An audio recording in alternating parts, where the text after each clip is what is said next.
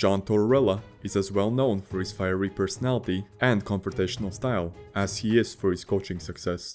John Tortorella has gone over to the Calgary Flames hallway outside their room. Okay, he's got to calm down. Yep. Over a career that includes a Stanley Cup championship and multiple Jack Adams awards, Tortorella has left a trail of high-profile conflicts with players, officials, and the media. Are you answering no questions or what? I guess that's what I'm saying, Brooksy.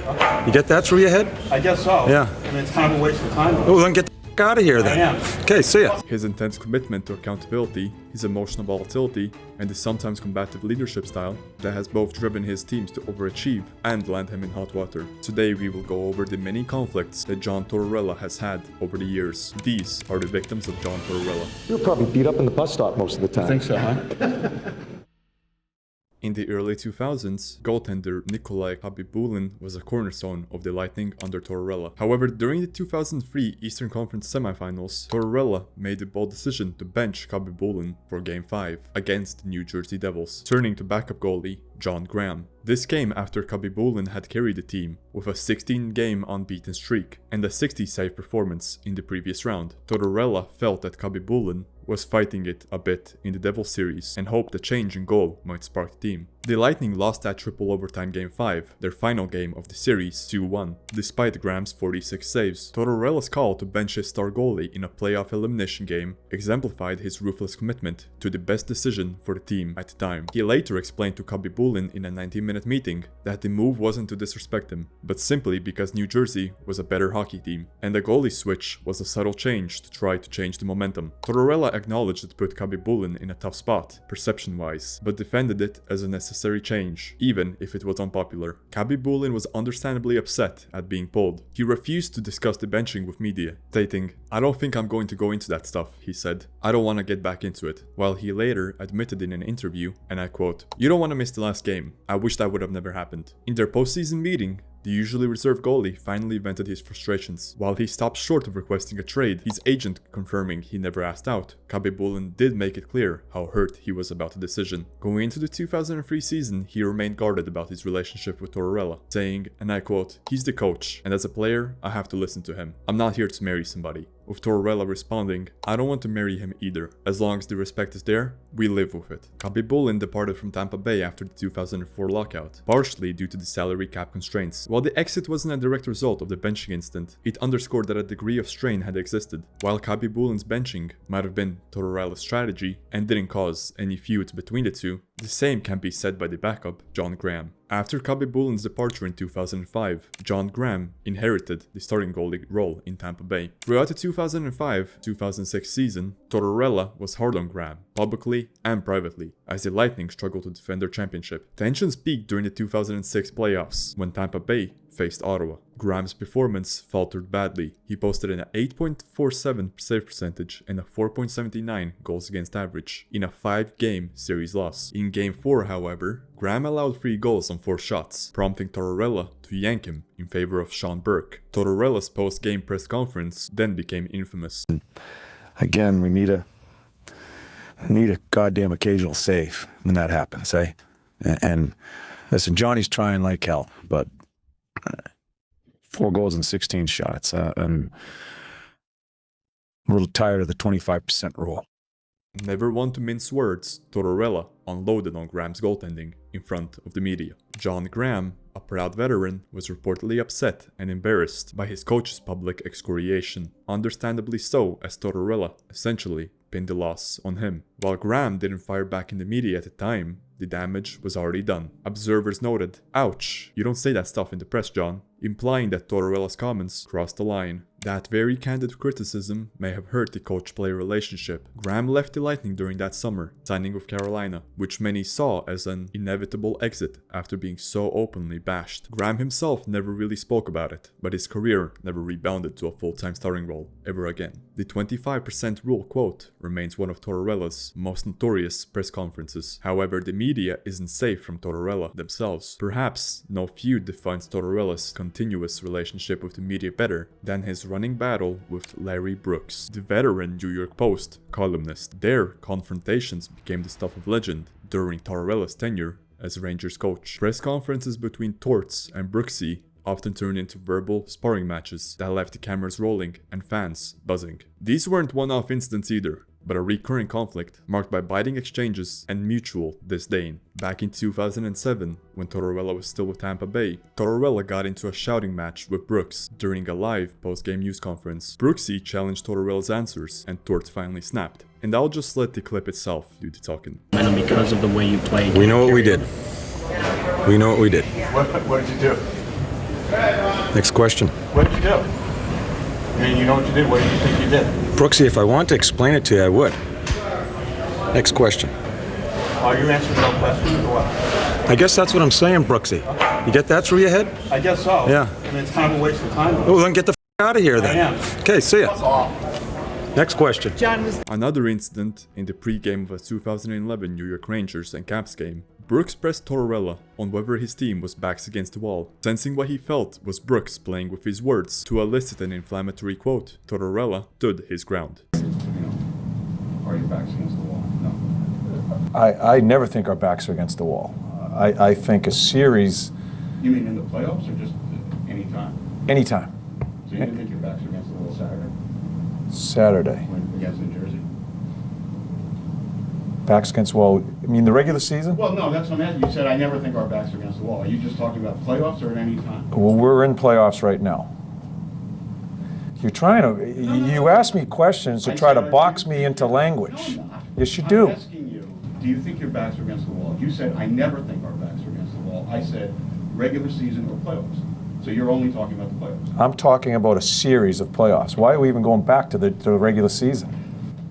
Because it's logistics with you. You try to use my John, words, you talked Brooksy. about the regular season just now. No, you try to use my words and box me into a corner all the I'm asking you a time. question. I'm trying to get an answer. That's it. Can I have another question? I went in here in a pretty good mood today, too, so. So did I. Yeah. Well, So did obviously that up, didn't you? No, I think you did. Could I have the next question, please?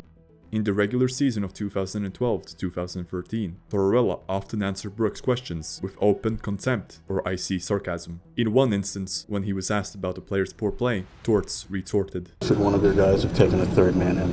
I'm not going to answer any questions from you. You're not? No. Oh, good. Yeah. I'll speculate. You speculate I will. and be as sarcastic as you I can will. be, as you usually are. I will. Go right ahead. Good. Should one of you guys have taken a third man in? I said I'm not taking your answering any of your questions. Have you ever fought before? Yeah. You have? Yeah. Why? Are you challenging me now? No, I'm not challenging you. Okay. You know, Redden sticks up for his teammates the other night, Yeah. and you come out with some sarcastic article. It was funny. It was funny. Yeah. Well, you know what? You were probably beat up in the bus stop most of the time. I think so, huh? Next. Tortorella seemed to regard Brooks as a provocator and met him head on. He would often glare at Brooks and addressed him as Brooksy, sometimes with a mocking tone. If he felt a question was trying to box him in, he'd call it out. For example, in the 2011 exchange, he accused Brooks of twisting his words and refused to play along. Brooks often criticized Tortorella for, in his view, overreacting and sometimes deflecting blame. Notably, Brooks wrote that Tortorella had a habit of punishing certain players too severely, citing how Tortorella handled Brandon Dubinsky, which we will speak about later in this video. Brooks saw it as a job to ask hard questions, and if Tortorella bristled, so be it. Their relationship was adversarial, but Brooks also recognized it as newsworthy. He once mentioned if Tortorella was dull, he would have nothing to write about. However, if he thought yelling at reporters was peak Tortorella, think again. The man once tried to storm another coach's locker room in the middle of the game. John Tortorella has gone over to the Calgary Flames hallway outside their room. On January 18th, 2014, Tortorella, then head coach of the Vancouver Canucks, was involved in one of the most chaotic scenes of his career. It all started at the very beginning of a Canucks Flames game in Vancouver. Calgary Flames coach Bob Hartley submitted the starting lineup full of enforcers for the opening faceoff. A clear provocation. Notorious tough guys like Brian McGrattan and Kevin Westgarth were on the ice for Calgary. Seeing this, Tortorella felt that he had to respond. He sent out Vancouver's fighters, and as soon as the puck dropped, line brawls erupted at every position. 5 simultaneous fights broke out in the first seconds of the game. It was an ugly, old-school brawl, that left one player bloodied and the crowd in a frenzy. Tortorella was livid, primarily at Hartley. He believed Hartley deliberately instigated the incident by starting his, and I quote, idiots, risking the safety of Tortorella's players. Throughout the first period, Tortorella was seen yelling across the benches at the Flames bench. However, the real drama came during the first intermission. Tortorella attempted to storm the Calgary locker room to confront Hartley face to face. In a scene caught on camera,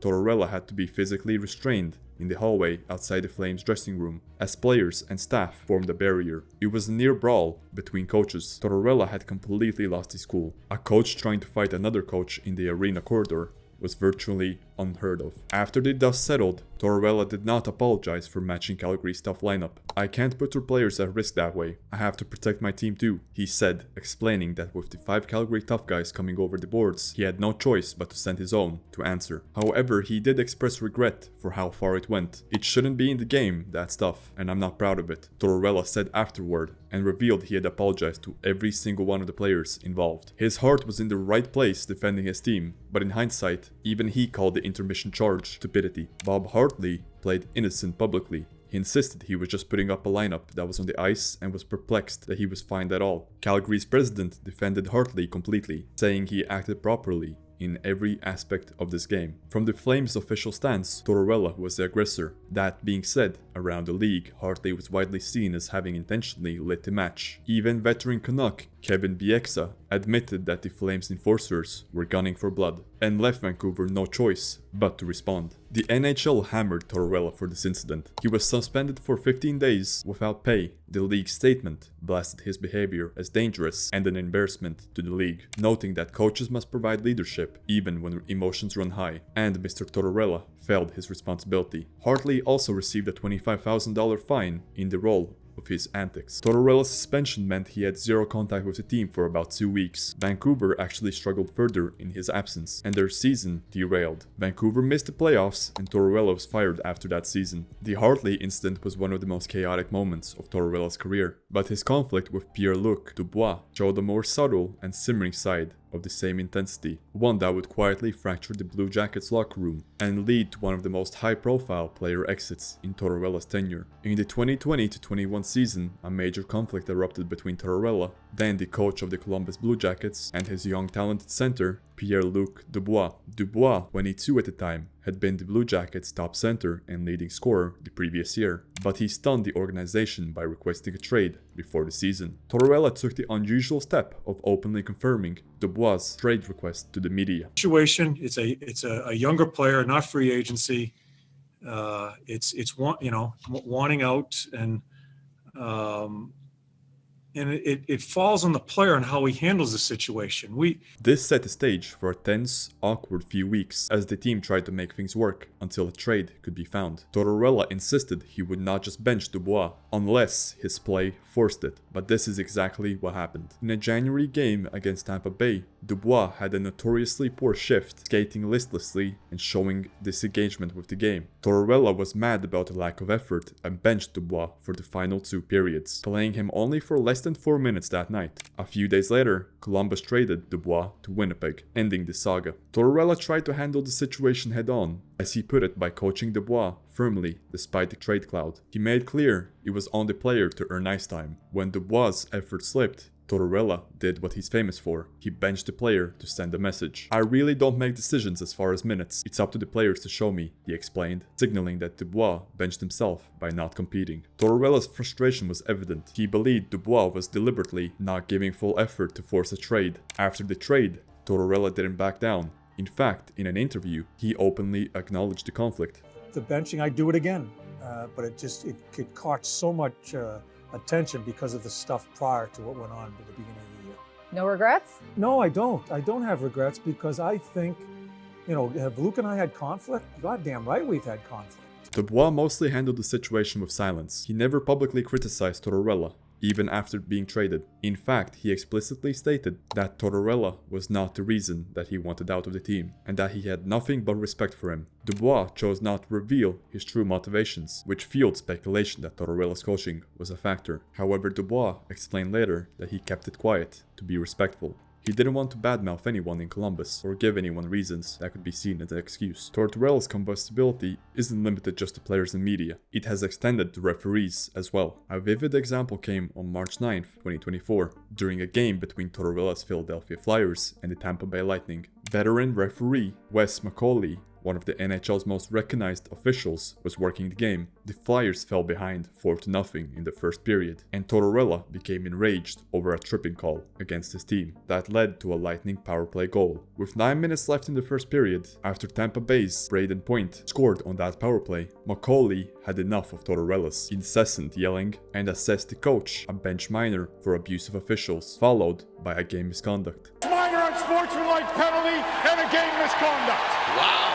Effectively ejecting Tortorella from the game. If getting ejected was meant to silence Tortorella, it had the opposite effect. Tortorella refused to leave the bench. In a remarkable standoff, when McCauley skated over and announced the penalties, Tortorella was caught on camera shouting, "Not a effing chance, F off, I'm not effing going." He literally would not exit, effectively protesting the ejection by remaining on the bench, continuing to berate McCauley and his officiating partner. This stalemate lasted for almost 2 minutes. The game was delayed as Tortorella stood his ground, glaring and cursing the officials. In the stands, coincidentally, the Lightnings were honoring their 2004 Cup team that night, which Tortorella coached. Many of his former players were watching from a suite and were seen laughing at Tortorella's antics as this unfolded. Eventually, after multiple demands, Tortorella did leave the bench and disappeared down the tunnel, escorted by staff. He did not return. Tortorella did not address the media post-game. Assistant Brad Shaw did. Shaw explained Tortorella's mindset. What was he so upset about, and do you think it was justified? Well, I think he was just trying to make a point that we felt like we might not have been getting our fair shake, but it's an emotional game at times, and we all get elevated blood pressure, and so I think it's just part of the game. I'm not going to speculate on whether or not it was the right call. It's an emotional game, and Wes decided that was the right thing to do. That's his decision in the moment. Just again, he wasn't happy with it, and so it was a little, I guess, a bit of a protest on his part to hammer home the point that he wasn't very ecstatic about the call. This suggests Tortorella genuinely believed the referees were unfair that night and wanted to stand up for his team. The next day, the NHL suspended Tortorella for 2 games and fined him for $50,000 for unprofessional conduct directed at the officials by refusing to leave the bench. The league specifically cited that Tortorella's open defiance of the referees was unacceptable. Torts had screamed at the referees and gotten tossed before, but this time the shouting stayed in the locker room. His altercation with Cam York wasn't just another clash, it was his final straw. Late in the 2024-25 season, tensions flared between Tortorella and one of his Flyers, promising young players, Cam York, in what became a dramatic final chapter of Tortorella's time in Philadelphia. In March 2025, during a game against the Toronto Maple Leafs, Tortorella made an example out of York. The 22-year-old defenseman was benched just after 1 period, sitting the final 50 minutes of the game. The decision was seemingly due to a disciplinary issue, something that had happened during the game or behind the scenes that caused Tortorella to plant York on the bench. The Flyers went on to lose 7-2 to Toronto, but the bigger story was the mystery of the benching. According to reporting, an altercation between York and Tortorella took place around the game, described as a non-physical verbal altercation where they probably both crossed the line. Details are somewhat closely guarded, but what's known is that York was benched in-game for reasons beyond on-ice performance. After the game, in the dressing room or hallway, Tortorella and York had a heated exchange. Voices were raised and things were said that shouldn't have been said by both parties, indicating a breakdown in the coach-player relationship at that moment. It was significant enough that by the end of the day, management was aware of it. Remarkably, Tortorella was fired just 48 hours later on March 28, 2025, with his altercation cited as a contributing factor. York, for his part, was effectively scratched for the following game on March 28. This incident also came on the heels of Tortorella making some pointed, frustrated comments after the Leafs game. There'll be some frustration, but this falls on me. I'm not really interested in learning how to coach this type of season where we're at right now. But I have to do a better job. So this falls on me, getting the team prepared to play the proper way until we get to the end. not interested in learning how to coach in this type of season, was interpreted as Tortorella voicing his disillusionment with the losing and perhaps with the rebuilding process. To management and fans, it sounded like Tortorella was essentially saying he's not the coach for a rebuilding team. The combination of Tortorella's verbal altercation with York and his public comments caused the general manager to fire Tortorella with 9 games left in the season. When asked about what happened, York declined to go into specifics and took full accountability for his part. "I take full responsibility for my actions. It's been addressed here in the locker room. I'm going to put it behind me and move on," York told reporters the day after Tortorella was fired. He didn't throw Tortorella under the bus at all. In fact, he praised him. "I have nothing bad to say. He taught me a lot. He's a really good coach for me. I'm going to use a lot of the things he taught me. I wish him the best." The fallout with Cam York wasn't the first time Tortorella's hardline approach cost him a key piece of the locker room. Years earlier in Vancouver, a similar tone-deaf decision, this time involving a franchise goalie, Roberto Luongo, would spark one of the most abrupt and bitter exits of his career. When Tortorella took over the Vancouver Canucks in 2013, he inherited a simmering goaltending saga. Roberto Luongo, the star goalie and the face of the franchise, had been embroidered in a multi-year drama about his status and the future with the team. By 2014, Corey Schneider, Luongo's younger counterpart, had been traded away, seemingly reaffirming Luongo as the number 1. Tortorella initially rode Luongo as his starter, but the conflict came to a head around the 2014 Heritage Classic, a marquee outdoor game in Vancouver that season. In a highly controversial decision, Tortorella chose to start rookie Eddie Lack over Luongo. The game was a big deal, 50,000 fans at BC Palace national TV, and Luongo, a proud veteran, had openly hoped to get a nod in the front of the home crowd. Instead, he was relegated to backup duty, watching as Lack started and lost 4-2 to Ottawa. Tortorella justified the choice by citing Lack's recent strong play. "Lack deserved to play this game," he said, while also acknowledging, "Louis has done everything we've asked of him." He didn't sugarcoat the aftermath. "Louis is pissed, but I have to make decisions, which I think will give our team the best chance to win." At the time, Vancouver was struggling to score and win, and Lack had posted a shutout in the first game after the Winter Olympic break. Tortorella, true to form, went with the hot hand, even if it meant angering a franchise icon. Nevertheless, Tortorella knew the weight of the call. He admitted fans were upset. "I can't make decisions to make people happy." He was willing to wear the backlash. The decision backfired in multiple ways. Not only did Vancouver lose, but fans also chanted, "We want Lou" during the game, and Luongo was left humiliated. For Luongo, this was indeed his last straw. Just 2 days later, just before the NHL trade deadline, Vancouver traded Luongo to the Florida Panthers, ending his tenure in Vancouver abruptly. A few months afterward, Luongo spoke about the saga, confirming that being passed over was the breaking point. "I think so. It was really the last straw," Luongo admitted. He had no bitterness in his tone, even saying he harbored no resentment for anybody, but it was clear that that moment sealed his fate. Luongo had tried to be a good soldier through a lot of the ups and downs in Vancouver, including nearly being traded the year before, but sitting on the bench for that showcase game in his own city was a profound disappointment. In the immediate term, the Canucks suffered. The Heritage Classic loss was a part of a larger spiral. Trading Luongo shortly after left the team with an inexperienced goaltending as they pushed for the playoffs, which they ultimately missed. The way the situation was handled drew heavy criticism. Tortorella, in hindsight, likely recognized that while Lack was good, the better man management move might have been to give Luongo the game to honor his stature and keep him engaged. Removing your star goalie from such a moment proved costly. Tortorella's clash with Luongo was quick, public, and decisive. One game, one choice, and the relationship was broken. But not every conflict under his watch played out so suddenly. Some, like his long-time running dynamic with Brandon Dubinsky, stretched across years and teams. Brandon Dubinsky, a gritty forward, has the unique distinction of playing under Tortorella in 2 different organizations and clashing with him in both. As a young player with the New York Rangers, Dubinsky experienced Tortorella's tough love firsthand. Tortorella took over the Rangers in 2009, when Dubinsky was 23 years old and an up-and-comer. Their New York years saw multiple run-ins. Dubinsky's inconsistent play drew Tortorella's temper, resulting in benchings and public critiques. Larry Brooks once noted that Tortorella seemed to punish Doobie more severely than other Rangers, benching or demoting him frequently in 2011 to 2012. For example, in one 2012 game,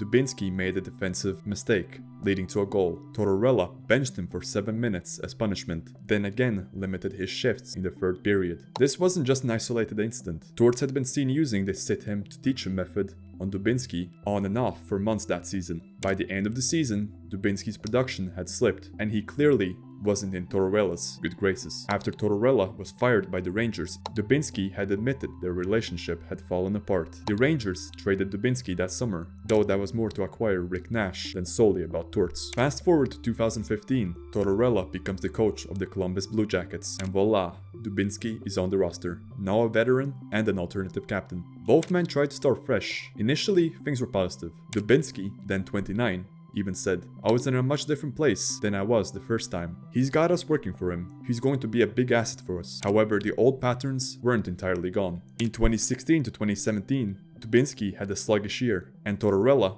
once again resorted to hard measures. In 2017, he temporarily stripped Dubinsky of his alternative captain to send a message about leadership and performance. While the team didn't announce it loudly, media noticed Dubinsky's jersey was missing the A for a first time. Tortorella was clearly challenging Dubinsky to step up. Dubinsky also saw reduced ice time and even healthy scratches later in his Columbus tenure, especially as injuries and age affected his play. By 2019, Dubinsky was effectively shut down of a chronic wrist injury, and his career quietly ended on injured reserve. Across both stints, Tortorella saw Dubinsky as a player who could be better and wasn't always reaching that level, and he hammered away at that. In New York, Torts publicly demanded more from Dubinsky, even when he was just a young 20-goal scorer. Benching him for minor mistakes was Tortorella's way of installing discipline. Tortorella may have singled out Dubinsky precisely because he valued him. He had been one of the Rangers' best forwards in previous playoffs, so Tortorella was harder on him, expecting him to lead. In Columbus, Tortorella initially gave Dubinsky a leadership role and spoke of him as a core player. But as Dubinsky's effectiveness waned, Tortorella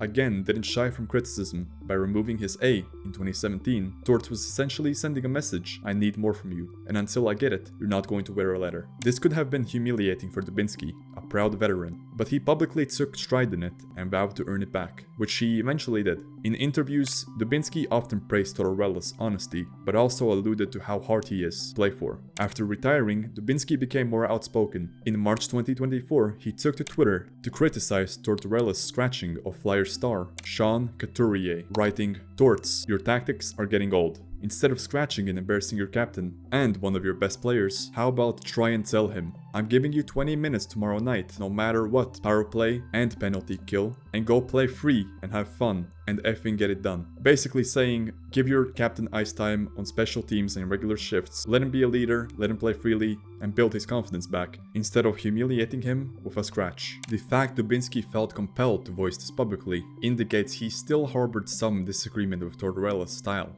Dubinsky knows what it's like to be in his shoes, and clearly sympathized with the player rather than the coach. John Tortorella's career has never been quiet. Barking across benches, storming hallways, challenging reporters, benching stars, confrontation has always been his currency. He builds teams through fire and friction, pushing the players to their limits, and sometimes even past them. For better or worse, every stop in his career ends the same, with a trail of conflict, a few loyal soldiers, and a locker room that won't ever forget him.